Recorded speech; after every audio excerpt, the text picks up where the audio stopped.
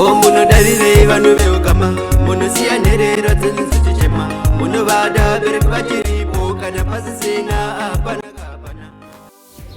Ai zvekoma todzoka.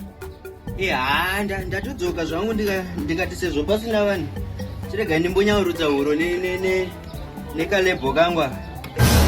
Ko chiko chamakabata? Ichikeni ndabva zvangu kunotenga pamashops apo. Kumatenga chikeni futi nhasi? Inini handidyi chikeni kasaka munoti ndinoseva neko inini nhasi.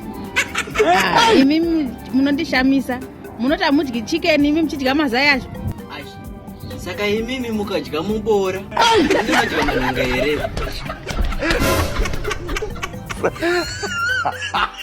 Wow.